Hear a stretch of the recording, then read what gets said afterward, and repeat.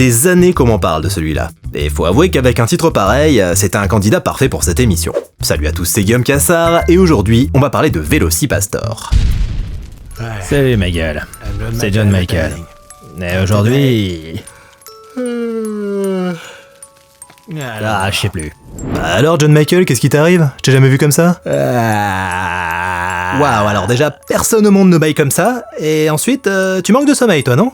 Bravo Sherlock, t'es clairement dans les hautes sphères de la déduction.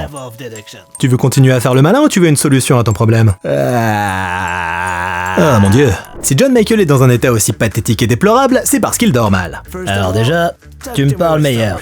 Sinon... Mais t'es qui déjà? Il dort mal donc. Et ça tombe bien, le partenaire du jour a exactement ce qu'il faut pour l'aider à passer de bonnes nuits de sommeil revigorantes. Découvrez Emma Sleep. Emma Sleep, c'est l'expérience d'une technologie de sommeil haut de gamme, fruit du travail de passionnés qui cherchent constamment à innover pour offrir la meilleure qualité de sommeil possible. Tout est pensé pour mieux dormir, mieux récupérer et se réveiller vraiment reposé. Au programme, le matelas Emma Original à mémoire de forme qui s'adapte à toutes les morphologies et qui soulage les points de pression. L'oreiller Emma Original confort thermorégulant, ultra moelleux et idéal pour les dormeurs qui ont chaud et qui veulent un oreiller bien frais. La couette Emma qui garde le lit frais et confortable en toute saison. Sans oublier tous les assortiments de parures pour magnifier ton lit et ses accessoires. Ça va mieux mon John? Si ça va mieux, j'ai jamais aussi bien dormi mon con. Par contre t'es gentil, tu me laisses parler maintenant. En ce moment chez Emma Sleep, c'est les promos divers typo X ma gueule. Des offres incroyables jusqu'à moins 50%. Et cerise sur le gâteau, t'as droit à 10% supplémentaires sur les articles en promotion avec mon code Cassard valable jusqu'au 23 mars. Aucune raison de pas te laisser tenter. La livraison est gratuite et les matelas sont garantis 10 ans. Et comme chez Emma ils sont hyper sympas, ils te donnent droit jusqu'à 100 nuits d'essai pour tester ton matelas. 100 nuits, on se fout pas de toi quand même. Et si jamais ça te convient pas, ben les retours aussi sont gratuits. Autrement dit, t'as rien à perdre, tout est y gagner. Alors fonce ma gueule, les promos divers Sleep Week sont pas éternels, c'est que jusqu'au 23 mars. De rien et bonne nuit avec Emma Sleep. Moi je retourne dormir.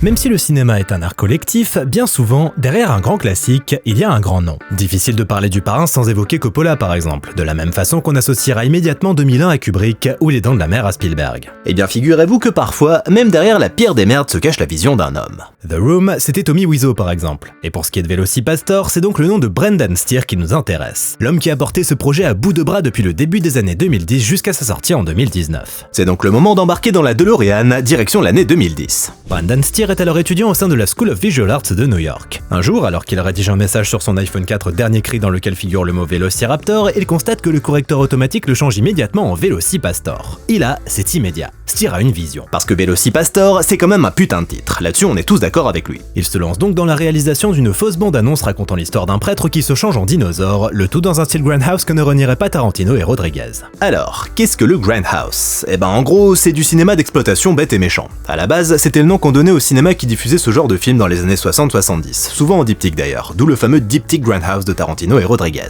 La bande-annonce finalisée, il la diffuse sur sa chaîne YouTube et constate avec surprise que la vidéo cartonne. Si ses précédentes créations plafonnaient à seulement une quarantaine de vues, Velocipastor fait péter les compteurs et atteint les 45 000 vues. Et il faut avouer que le résultat mérite le coup d'œil, tant le réalisateur parvient à capturer l'essence de ses productions complètement barrées faites avec 3 bouts de ficelle. Ainsi, face à un tel succès, le jeune réalisateur commence à se dire qu'il pourrait peut-être transformer l'essai en développant tout un long métrage à partir du concept. Sauf que pour faire un film, il faut des sous. Et il en faut beaucoup. Entre 2011 et 2016, Steer lance donc 2 projets de financement participatif sur Kickstarter puis Seed & Spark. Et si aucun d'eux n'atteint l'objectif fixé, la campagne Seed & Spark lui permet de trouver son acteur principal, Greg Cohan, qui travaillait justement pour ce site spécialisé dans les financements participatifs pour le cinéma et la télévision. Et en parallèle de ces infructueuses tentatives de financement, Steer s'arrache les cheveux à tenter de transformer son idée en un véritable scénario de long métrage. Le problème, c'est qu'il cherche pendant un temps à intellectualiser le concept en essayant d'y greffer une pseudo-réflexion sur l'église catholique. Finalement, il lâche l'affaire et fait le choix le plus évident. Assumer pleinement le délire et miser à fond sur le fun. Parce que quand on paye pour voir Velocipastor, c'est pas pour en ressortir grandi. Et finalement, c'est grâce à un investisseur privé que le film verra le jour. En effet, il s'avère qu'un ami de la mère de Steer accepte de financer le projet pour la somme de 35 000 $.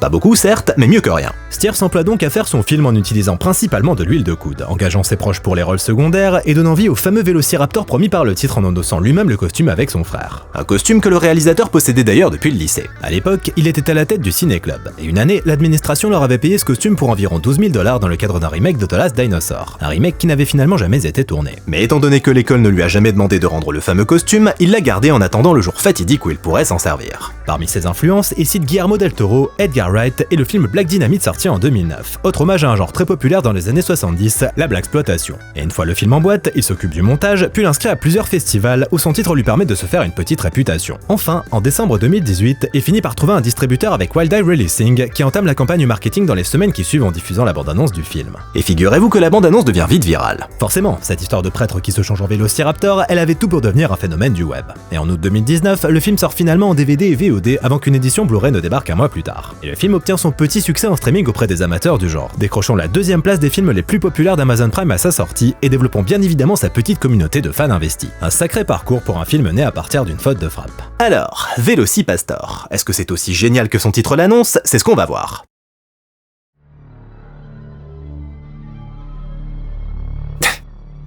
Ok, pas mal. Ils arrivent à faire sourire dès le début, c'est un bon point. Le film démarre en nous présentant le personnage principal, Doug, prêtre de son état qui a l'air plutôt heureux dans sa life et bien dans ses baskets. Il aime son boulot, il aime ses parents, bref, le mec va bien. Et ça peut pas durer. On regarde pas un film pour voir des gens qui vont bien. On est des gros sadiques, nous. Nos personnages, on veut les voir en chier. Ah putain, c'est génial. Et ouais. Alors que tout allait bien dans sa vie, les choses prennent une tournure tragique quand le pauvre Doug assiste impuissant à la mort de ses parents dans l'explosion accidentelle de leur voiture.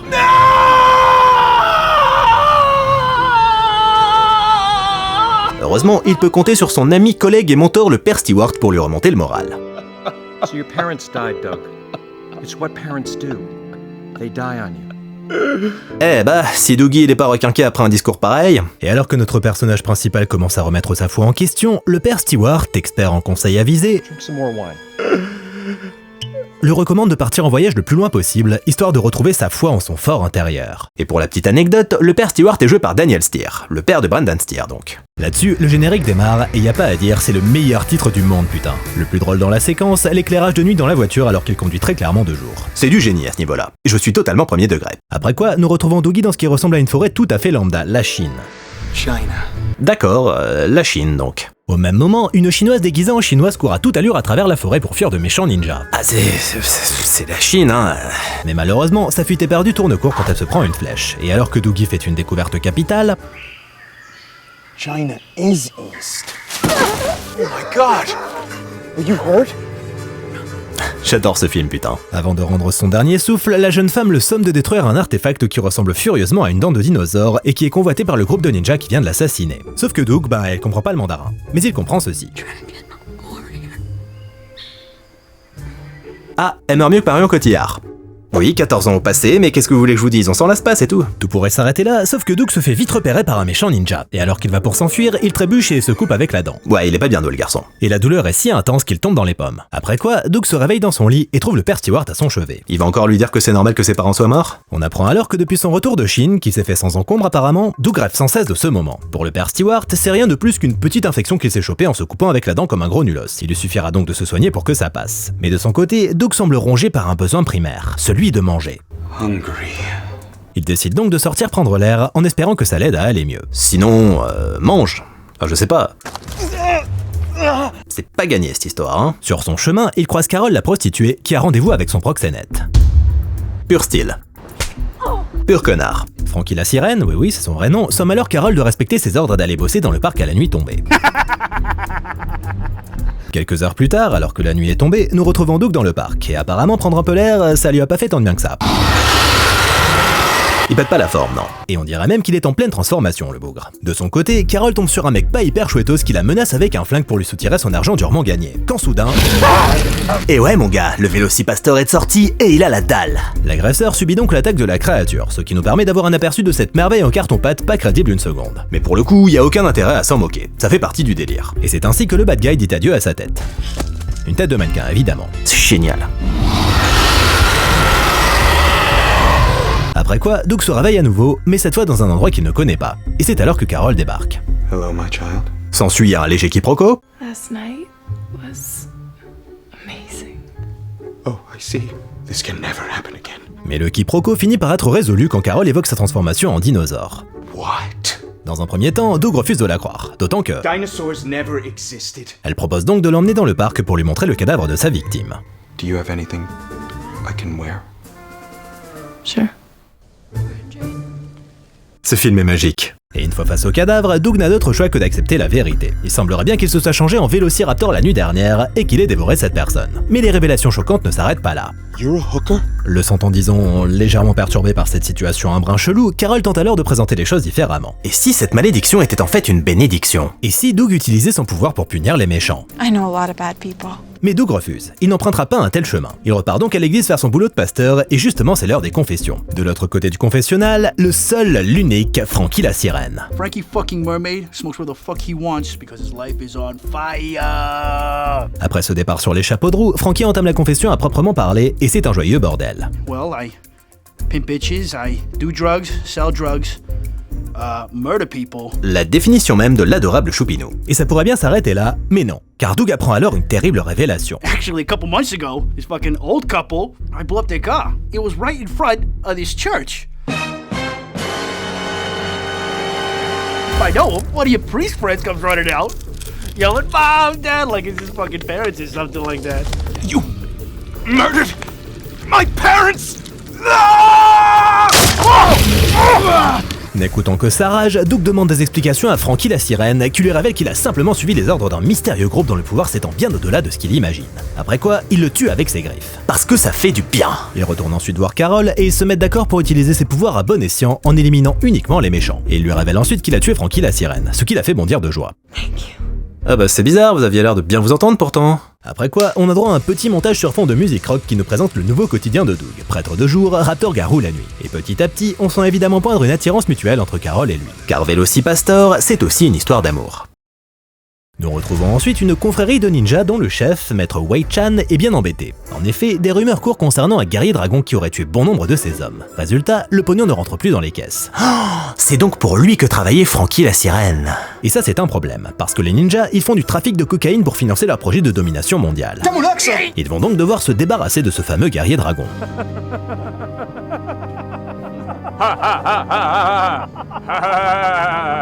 De son côté, Doug se fait sermonner par le père Stewart qui voit bien que son protégé est sous le charme de Carol.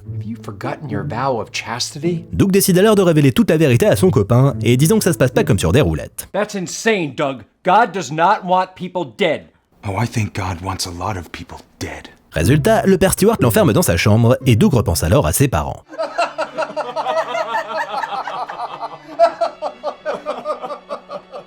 I'm so proud of you, Doug. You're my only son. You ever find yourself lost in the woods? You can't hear his voice. Just follow your heart. Après quoi, le père Stewart décide de l'emmener voir un prêtre exorciste. You must be Doug. Father Jones. Ah oui tiens, il s'appelle Doug Jones au fait, on n'en a pas parlé de ça. Jingle. Le personnage principal de Velocipastor s'appelle Doug Jones, et si ce nom vous dit quelque chose, c'est normal, c'est en réalité un hommage totalement assumé à l'acteur Doug Jones, grand ami de Guillermo del Toro et habitué des costumes de créatures fantastiques. La créature de la forme de l'eau, Abe Sapien dans Hellboy, le faune et l'homme pâle dans le labyrinthe de Pan, tout ça c'était lui. Gros palmarès, ouais. Et donc, pendant que Doug raconte toute son histoire à Alter l'exorciste, le père Stewart repense à sa dernière rencontre avec lui, pendant la guerre. S'ensuit donc un flashback de la guerre du Vietnam. Et c'est tout à fait normal. Non mais regardez la perruque qu'ils lui ont filée, putain. So, Sergeant Stewart, you got a girl back home waiting for you? Ce flashback nous permet ainsi d'apprendre que fut un temps, le père Stewart avait pour projet de se marier avec sa chère et tendre Adeline et de fonder une famille avec elle. Sauf qu'un jour... Adeline? James! Adeline!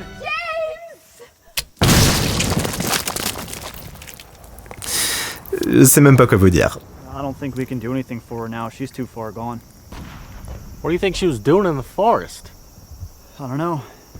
Maybe she was trying to start a family. Et c'est ainsi qu'en rentrant au pays, Stewart est devenu le père Stewart. Et vous remarquerez qu'à aucun moment ce flashback n'a mentionné Alter l'exorciste. Enfin bref, de retour au temps présent, Alter procède au rituel qui semble faire effet, mais pas de la bonne manière, puisque Doug entame sa transformation... et arrache l'œil du père Stewart. Après quoi, il s'enfuit dans le parc où des ninjas s'apprêtent à lui tendre un piège. Alright, here's the plan. We're gonna use Master Wei Chan's famous arc method of attack. As I'm sure you two remember, it's a three-pronged spring forward from all sides at once. I think that'll overwhelm and confuse him.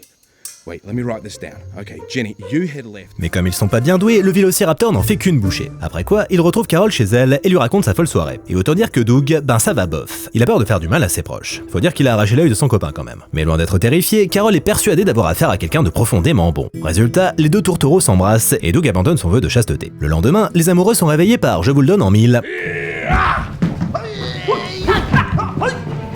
Des ninjas évidemment. Mais il faudra bien plus que 3 ninjas entraînés pour vaincre un prêtre et une prostituée, et les 3 assaillants l'apprennent ainsi à leurs dépens. De son côté, le père Stewart se réveille dans la tente du maître Wei-Chan, et ce dernier lui présente son grand projet, exterminer les infidèles et faire en sorte que l'église devienne la première puissance mondiale. En gros. Et comment compte-t-il s'y prendre? Grâce à la coke. En gros, ils vont mettre en vente une cocaïne 4 fois plus addictive que la normale et la retirer du marché dès que tout le monde y sera accro. Résultat, les junkies désœuvrés trouveront refuge dans la foi et ils pourront alors dominer le monde. Ce plan est complètement débile.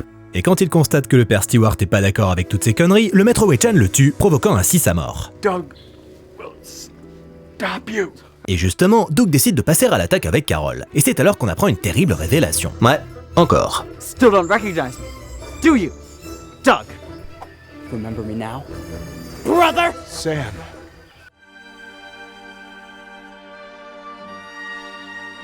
You're my only son. Alors du coup, son frère, Sam, il a un peu mauvaise contre lui. Et c'est pas bien compliqué de comprendre pourquoi. I will not stain the sword of my ancestors with your blood! C'est drôle parce qu'ils ont le même sang du coup. S'ensuit un combat dont Doug ressort assez vite vainqueur, parce que lui il en avait un peu rien à foutre de souiller l'épée de son frère. Mais les choses prennent à nouveau une tournure tragique quand Carol se prend un coup de sabre. It's too late for me. Carol. Alors autant dire que là, Doug, il a la rage. Il réveille donc le Vélocipastor en lui et s'occupe de faire payer les ninjas. Regardez-moi cette beauté. Et alors qu'il a pratiquement massacré l'entièreté du groupe, le maître Wei-Chan débarque et met fin à sa transformation à coups de flèche imprégnée d'un antidote. Doug se retrouve donc à la merci de Wei-Chan et alors qu'il s'apprête à l'achever, il se passe ça. I think my hand is immune.